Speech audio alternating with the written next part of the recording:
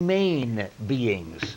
And listen, if there happens to be a group social shout that's negative toward Jane Fendelman saying, "You don't know my beings," there's no chance for them being humane. I just sent them to school and I may not be here when they get back. You know, Jane, there's a lot of moms and dads, particularly these days, I think, that are saying, you know, I love my kids, but yeah, I know, Right? I know. Yeah, it seems really difficult, and sometimes it is really difficult. Well, who is this Jane Fendelman, for crying out loud, that we're introducing to this television audience? Good question. Well, I got my undergraduate degree. It's a Bachelor of Science in Education from Southwest Missouri State University, which is called the Teachers College. Yes, in Southwest Springfield, Missouri. Missouri's Bears. That's where Brad Pitt's from. Right, the Bears? Just thought I'd mention that. The Aren't they? Bears. It is the Bears. Are you How impressed? Do you know that? I'm very impressed. Because I have a tantric mind. But we'll talk That's about next show, yeah. Yes, we'll talk about Next that. show. That's This a is whole nother a sexual counselor, a marriage counselor, a parenting counselor, Yeah. and she has given up on talk show hosts altogether. But Jane Fendelman, listen, so your bachelor's degree was from Southwest Missouri State, and a lot of folks Right. know where that is. Right. That was my teaching degree. Yeah. And then 10 years later, I thought I'd never go back to school because I was not a good student in school. And imagine my amazement when I went back to get my master's degree in counseling 10 years later when I was about 30. And I was shocked to see that I could get almost straight A's, just a couple of B's, because I was always told as a child I was an underachiever. So because I was told I was an underachiever, I always made C's and D's. Why did they think you were an underachiever? School can be kind of dull. I'm not saying anything bad about teachers, but unless you have teachers that are really inspiring, I'm all about, doggone it. Well, that's all right. No, we just Bad lost habit. Apache Junction. That's all right. When you have a teacher that's not inspiring, then it's hard to pay attention to a subject that you're not naturally interested in. So I'm all about inspiration and reward, and not so much about control and punishment. Yeah, but is that true also in the family, not just the classroom? Moms and dads Yes. can be awfully boring and lacking in inspiration. Yes, do your homework, clean your room, do the dishes, do your chores. Yeah. So there's a chapter in there called the yes after you, the answer to all your problems. It works on your children and it works on your husband. Okay, now SFU. Yes, the yes after you. Yes Yeah. after you. Oh, yes after the you. yes Yeah. after you. So say your children say, "Mom, can we go to the mall because we want to get our new blue jeans? Everybody has these blue jeans. We have to have these blue jeans. Everybody's got them." And you want to say, "No, you didn't do your homework. You hit your brother in the head. You left your bicycle in the driveway." You want to say no, but your heart wants to say yes because of big puppy dog eyes. And so the yes after you say, "Yes, I will take you to the mall. Right after you get your room cleaned up and apologize to your little brother."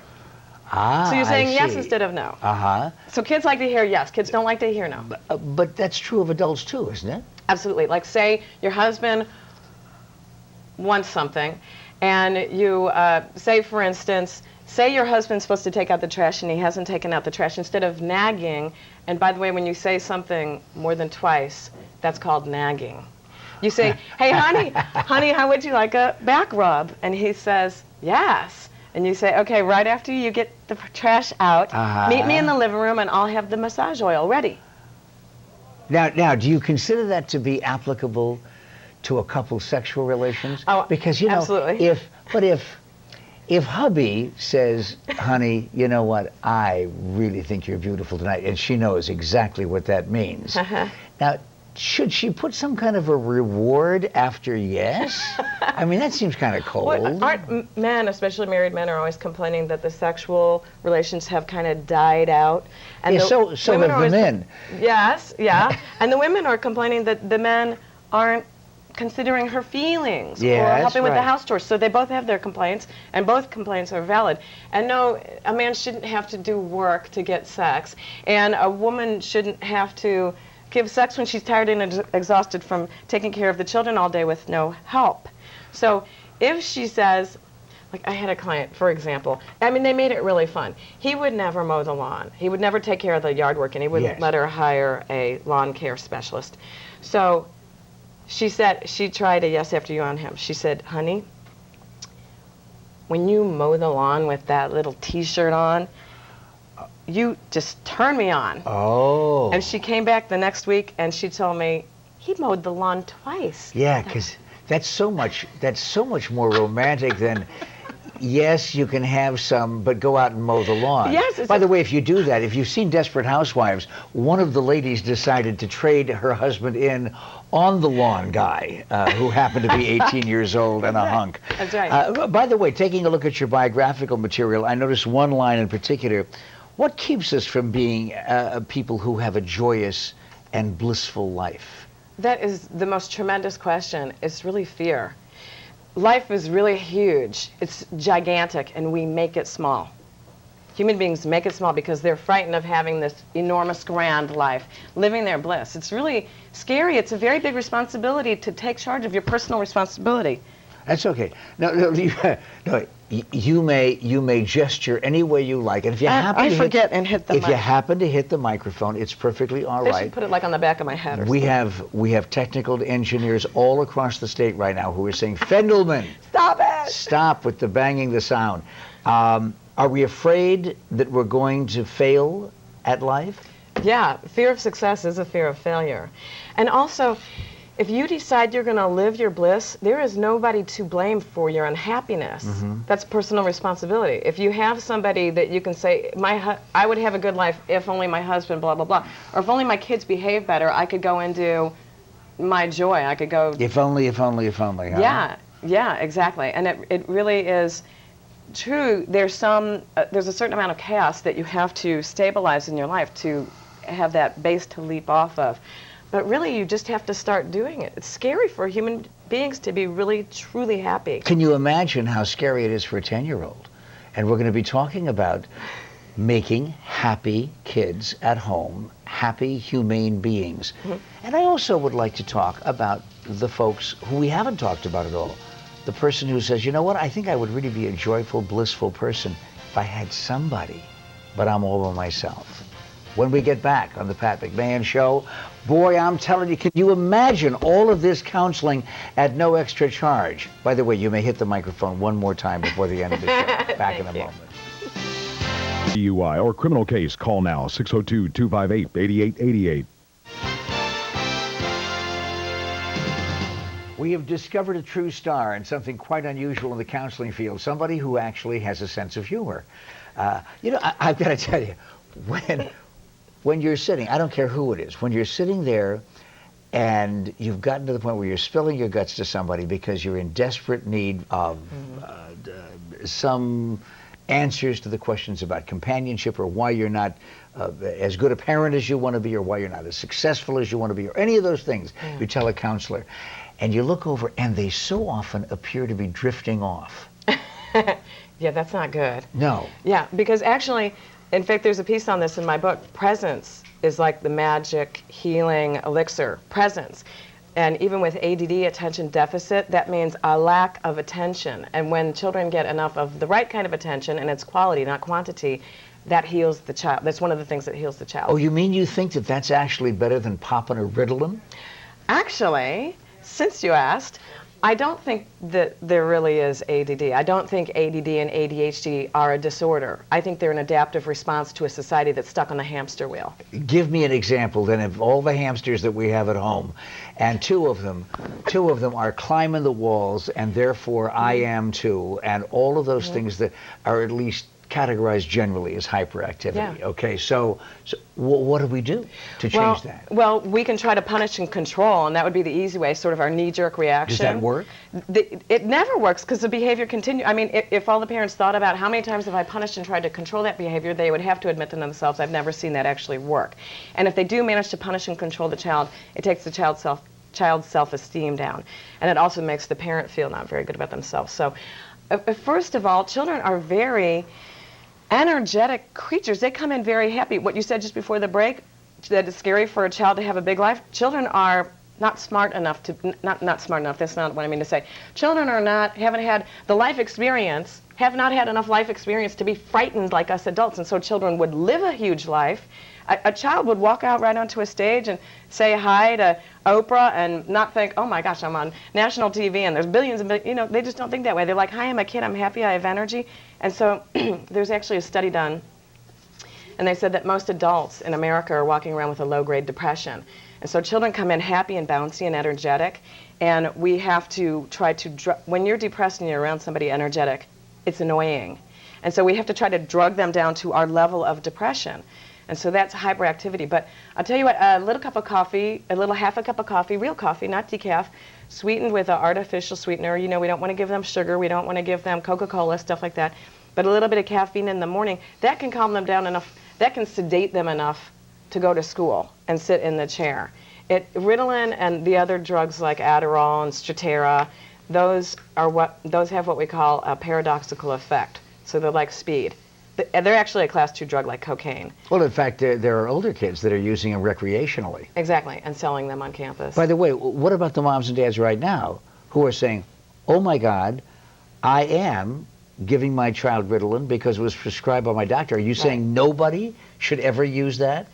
Well, I've never seen this chemical imbalance that we call ADD or ADHD, because I have people bring their kids to me all the time, and I say, here, Johnny, play this little Game Boy while I'm talking to your mom.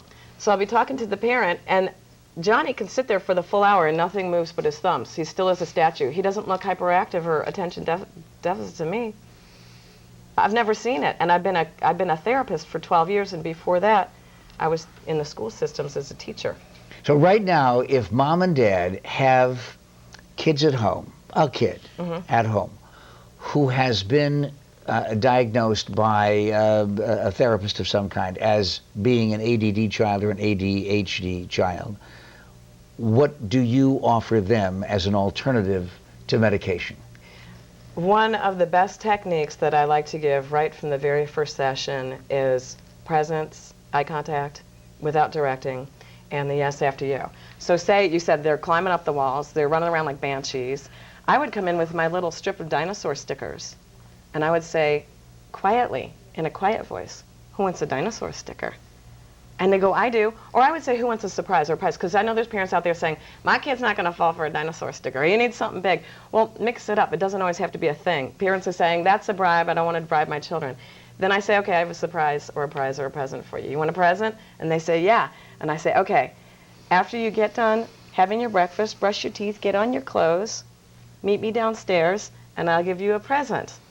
And they want a present, so they run and they do it, and they come back, and maybe it's a dinosaur sticker, and maybe it's a hug and a kiss, I'm proud of you. Do you think that those things work, generally speaking, for almost everybody? They do. But what it really works is your presence. You're being self-possessed. No, listen, and don't you be sensitive about the fact that you happen to be creating an enormous amount of electronic disturbance around the state of Arizona by banging the microphone. I don't want you to worry about that. We have people who actually can go to the bank and probably take care of a lot of the equipment that you've broken as a result of this. But I don't want you to feel guilt, Jane. Hey, listen, we have so little time and so many family problems to cover. So, you mind coming back sometime? I would love to. We're not out of time, but in 1 minute, will you tell me what you find in your practice as a counselor and therapist and author, the biggest common problem that parents create in their children? I would say definitely lack of presence. And presence, children get presence through modeling. And presence is simply being able to be still and really fully present with somebody, looking into their eyes, and it's kind of what I call a heart and soul connection. And your child won't be able to get that, be there, unless you start practicing it for a while. So I just want parents to know it gets worse before it gets better. They're going to Is that in this book? Yes. Well, then you're going to find out, because you're going to get one right now, okay? Call this number. You're going to get an autographed copy of the book, and all you have to do is to call. But please, have humane beings that are not necessarily totally humane at this point. Just moms and dads call, because I think that while you're going to get a lot of this, whether you have kids or not, you're going to get a lot out of the book.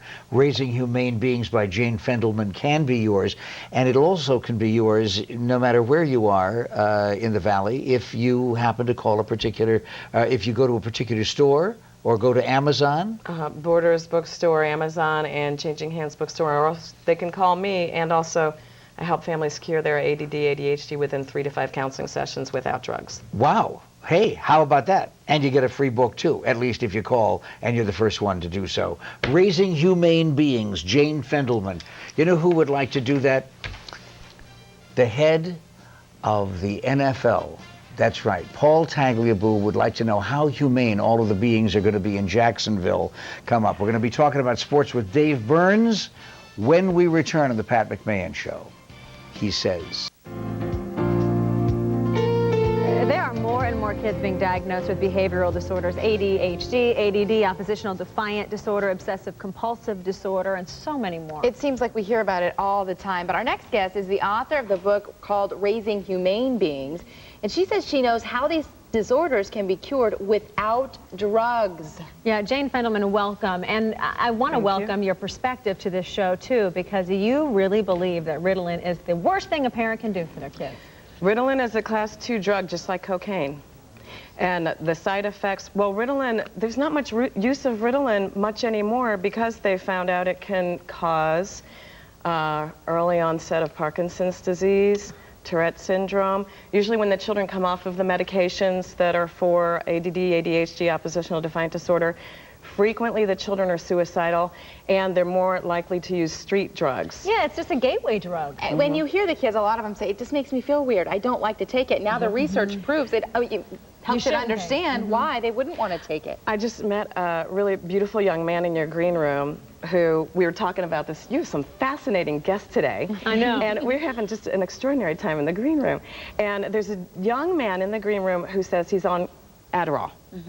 And I said, how do you feel? Do you feel speedy on the inside and look calm on the outside? And he says, yes. And now, when I was in college, I could go down the hall, if I was having trouble studying, and visit a girl down the hall, if I wanted to, and buy some speed from her and go back and study great. Just, you know, study perfectly. So what we're doing is we're putting children into a situation that may not be best for them. You know, maybe that school, maybe in their school they don't have a teacher that's inspiring to them. Now imagine if I took you, Kaylee, and I said, I'm going to give you a job. Do you like doing taxes? Heck no. No, you don't like doing taxes. Do you like doing taxes, Tracy? Okay. Never done them in my life. I'm going to give you a job. You didn't choose this job, but your job I'm going to give you is you're going to go do taxes every day, 5 days a week from 9 in the morning till 3 in the afternoon. And I'd be a basket case. I'm not going to pay you. And if you don't finish your taxes during the day, I'm going to make you do more taxes after dinner. Yeah, And that's horrible. like What's the purpose of living? So the children, these are young people, they have lots of energy. Now we're trying to, there's actually a theory that there's most of America is walking around in a mild state of depression. And so when children, I believe that. They are. People aren't they aren't living their bliss. Yes. So children come in all bouncy and happy and energetic. And when you're around somebody who's energetic and happy and you're depressed, they're annoying. So we're going to try to drug these children down to our level of depression. Oh my gosh. Well, okay, so What's the solution? How do we make people happier? Okay. Well, I think the first chapter of my book, I say, you have to live your bliss. You're the parent.